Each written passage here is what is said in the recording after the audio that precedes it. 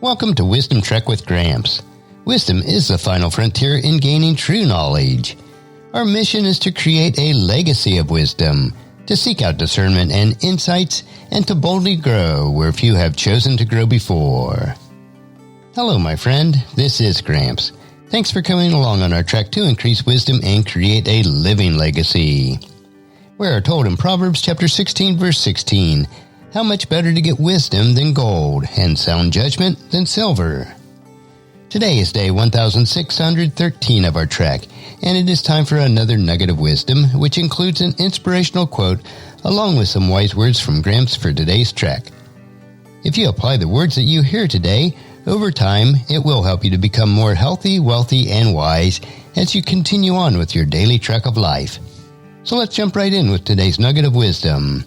Today's quote is from Gordon McDonald, and it is, "No driven person could ever say what John the Baptiser said, because driven people have to keep gaining more and more attention, more and more power, and more material assets. The seduction of public life would have led to competitive posture, but the original call to commitment from within spoke louder." So today's nugget of wisdom is, a driven person. I hate to admit it, but this quote hit a little bit too close to home. While my mindset is moderating somewhat as I mature both in age and my outlook on life, I still struggle with a very driven personality. I enjoy winning. I enjoy gaining attention. I appreciate material assets. I enjoy having authority and using it. I suspect that many of you have struggled with the same issues, regardless of whether you are introverted or extroverted.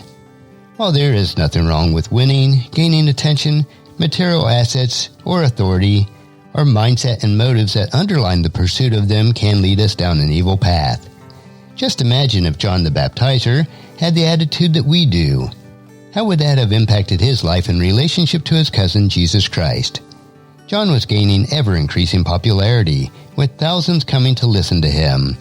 Many of these same people believed him and were baptized.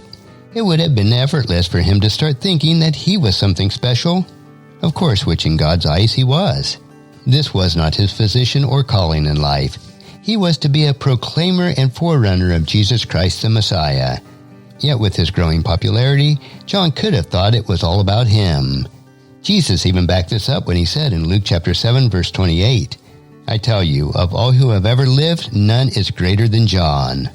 I know if Jesus said this about me, I would think I was pretty important. Fortunately, John did understand his place in the creation and redemption story. Just to make sure that the other people at the time also understood, God permitted John to be executed when his ministry was completed. There could be no confusion on who was the Messiah. In the second half of the verse that I read above, Jesus focused on how vital his kingdom was when he said, "Yet even the least person in the kingdom of God is greater than he is." So I have to ask myself, and I'll ask you also, are you an imager of God reflecting Jesus Christ in your life? Or do you come off as an imager of yourself? I know I have work to do in this area. How about you? John the Baptiser knew his position when he proclaimed in Mark chapter 1, verse 7, John announced, "Someone is coming soon who is greater than I am, so much greater that I am not even worthy to stoop down like a slave and untie the straps of his sandals." As you ponder this nugget of daily wisdom for yourself, I would ask you to please encourage your friends and family to join us and to come along with us tomorrow for another day of Wisdom Trek, creating a legacy.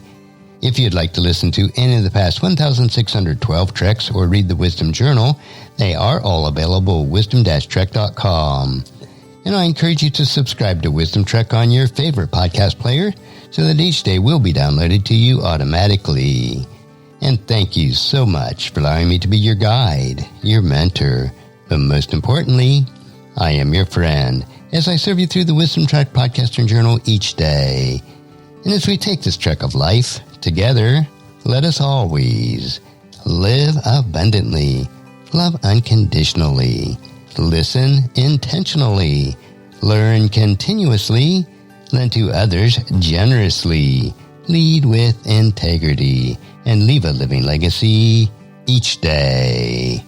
I am Guthrie Chamberlain, reminding you to keep moving forward, enjoy your journey, and create a great day every day. See you tomorrow for more daily wisdom.